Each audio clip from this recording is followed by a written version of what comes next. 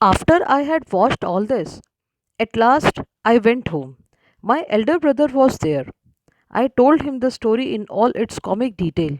I fell about its laughter at the memory of a big man and an elder at that, making such a game out of carrying the parcel. But Annan was not amused. Annan told me the man was not being funny when he carried the package like that. He said everybody believed that they were upper caste and therefore must not touch us. If they did, they would be polluted. That is why he had to carry the package by its string.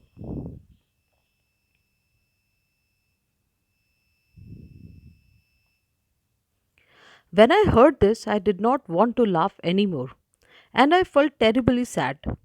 How could they believe that it was disgusting if one of us held that package in his hands, even though the vidai had been wrapped first in a banana leaf and then parceled in a paper? I felt so provoked and angry that I wanted to touch those wretched vidais myself straight away. Why should we have to fetch and carry for these people? I wondered.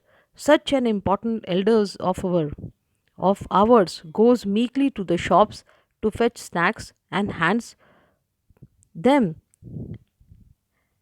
hands them over reverently, bowing and shrinking, to this fellow who just sits there and stuffs them into his mouth. The thought of it infuriated me. How was it that these fellows thought so much of themselves? Because they had scrapped 4 coins together? Did they mean they must lose all human feelings? But we too are human beings. Our people should never run these petty errands for these fellows. We should work in their fields, take home our wages, and leave it at that. यह सब देखने के बाद अंततः मैं घर गई। मेरा बड़ा भाई वहाँ था।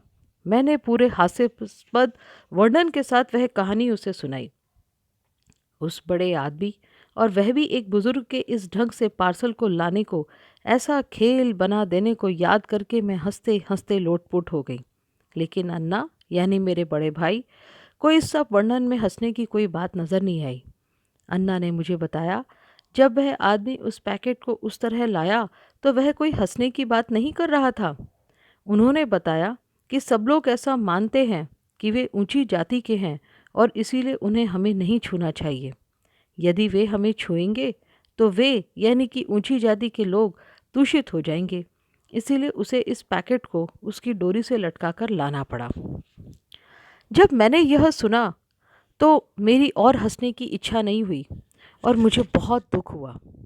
वे ऐसा कैसे मान सकते थे कि यदि हम में से कोई उस पैकेट को अपने हाथों से पकड़ ले तो यह घृणा योग्य बात है। भले ही वडाई पहले केले के पत्ते में लिपटी हो और फिर पेपर के पैक में हो। मैंने इतना उत्तेजित व क्रोधित महसूस किया कि मेरी सीधे जाकर स्वयं उन वडाई को छूने की इच्छा हुई। मैंने सोचा कि हम इन लोगों के लिए चीज़ें क्यों लाए, वे जाए। हमारा एक इतना महत्वपूर्ण बड़ा व्यक्ति स्नैक्स लेने के लिए दब्बूपन से दुकानों पर जाता है और झुकते हुए व सिकुड़ते हुए सम्मान से उन्हें सौंप देता है उस व्यक्ति को जो बस वहाँ बैठा बैठा उन्हें अपने मुंह में ठूस लेता है। इस बात के विचार ने मुझे क्रोधित कर दिया। ऐसा कैसे हुआ कि ये लोग स्वयं को इतना बड़ा समझने लगे क्योंकि उन्होंने 4 सिक्के इकट्ठे कर लिए? क्या इसका मतलब यह हुआ कि वे सारी मानवीय भावनाएं समाप्त कर दें? लेकिन हम भी इंसान हैं। हमारे लोगों को इन लोगों के लिए कभी ये छोटे मोटे काम नहीं करने चाहिए। हम इनके खेतों में काम करें, अपनी दिहाड़ी मजदूरी लेकर घर आएं और बात को वहीं समाप्त कर दें। My elder brother, who was studying at a university, had come home for the holidays. He would often go to the library in our neighboring villages in order to borrow books. He was on his way home one day walking along the banks of the irrigation tank. One of the landlord's men came up behind him. He thought my Anna looked unfamiliar, and so he asked, "Who are you, Appa? What is your name?" Anna told him his name. Immediately, the other man asked, "Thambi, on which street do you live?" The point of this was that if he knew on which street we lived, he would know our caste too. Anand told me all these things and he added, because we are born in this community, we are never given any honor or dignity or respect. We are stripped of all that.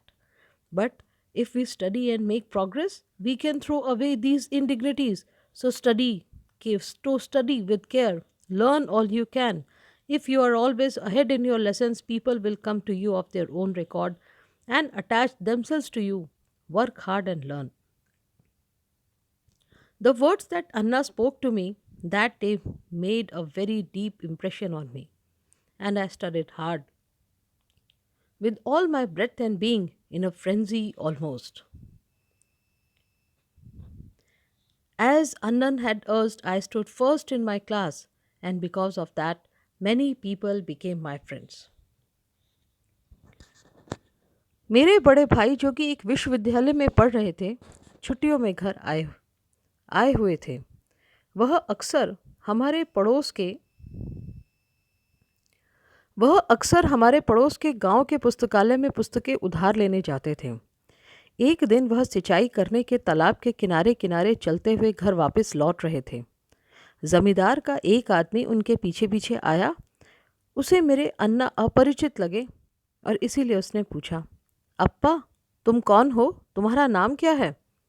अन्ना ने उसे अपना नाम बता दिया। उस दूसरे आदमी ने तुरंत पूछा, थम्बी, तुम किस गली में रहते हो? यह पूछने का उद्देश्य था कि यदि उसे पता चल जाएगा कि हम किस गली में रहते हैं तो उसे हमारी जाति भी पता चल जाएगी। अन्ना ने मुझे ये सब बातें बताई और उन्होंने आगे कहा, क्योंकि हम इस समुदाय में पैदा हुए हैं, इसीलिए हमें कभी किसी प्रकार का सम्मान नहीं दिया जाता। हमें इन सब से वंचित कर दिया जाता है। लेकिन यदि हम पढ़ लिख कर उन्नति कर लें तो हम इन अपमानों को दूर फेंक सकते हैं। इसीलिए ध्यान से पढ़ाई करो। जो कुछ तुम सीख सकती हो वह सब सीखो। यदि तुम अपनी पढ़ाई में हमेशा आगे रहोगी तो लोग अपने आप तुम्हारे पास आएंगे और तुमसे अपना संबंध जोड़ेंगे। मेहनत करो और सीखो। अन्ना ने उस दिन मुझसे जो शब्द कहे, उन्होंने मुझ पर बहुत गहरा प्रभाव छोड़ा। मैंने मेहनत करी, जी जान लगाकर, लगभग एक जुनून के साथ पढ़ाई करी, जैसा कि अन्ना ने मुझे प्रेरित किया था। मैं अपनी कक्षा में प्रथम आई और उसके कारण बहुत से लोग मेरे मित्र बन गए। इस तरीके से बच्चों, ये पाठ आपका यहाँ पे ख़त्म होता है, जिसका नाम था मेमोरीज़ ऑफ चाइल्डहुड, जिसमें हमें भेदभाव के बारे में पता लगता है और किस तरीके से पावरफुल लोगों का दमन करते हैं। उच्च जाति और नीची जाति का फ़र्क हमें ये पाठ बताता है और तत्कालीन समाज जो कंटेम्प्रेरी सोसाइटी है उसकी हमें रियल पिक्चर बताता है कि किस तरह से सामाजिक भेदभाव हमें देखने को मिला था। धन्यवाद बच्चों।